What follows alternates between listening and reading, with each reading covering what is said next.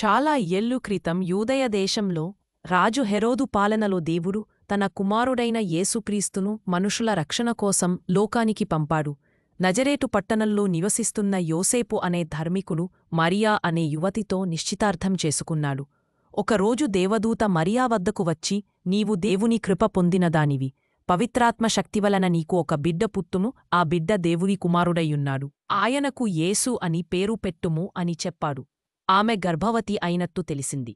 ఇది యోసేపుకు చాలా కఠినమైన విషయం.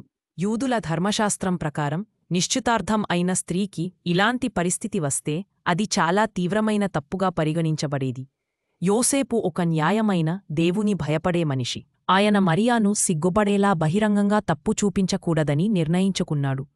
అందుకే రహస్యంగా విడిపోవాలని అనుకున్నాడు. కాని రాత్రి ఆయనకు ఒక దేవదూత స్వప్నంలో ప్రత్యక్షమై, మరియాను భార్యగా తీసుకోవడానికి భయపడకు, ఆమె గర్భం పవిత్రాత్మ శక్తివల్ల కలిగింది, పుట్టబోయే బిడ్డకు యేసు అని పేరు పెట్టుము, ఆయన తన ప్రజలను పాపాల నుండి రక్షిస్తాడు అని చెప్పాడు. ఆ మాట విని యోసేపు దేవుని ఆజ్ఞకు లోబడిపోయాడు.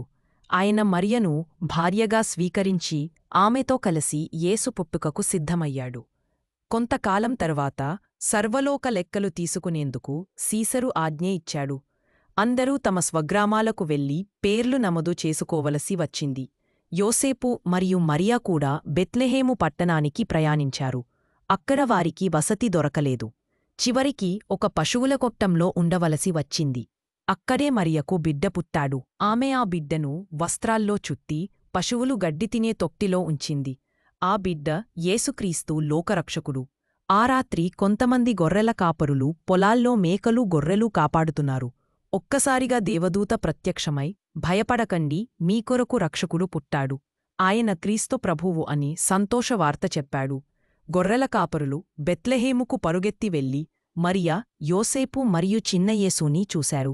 వారు దేవుని స్తుతిస్తూ ఆ సంతోషాన్ని అందరికీ తెలియజేశారు.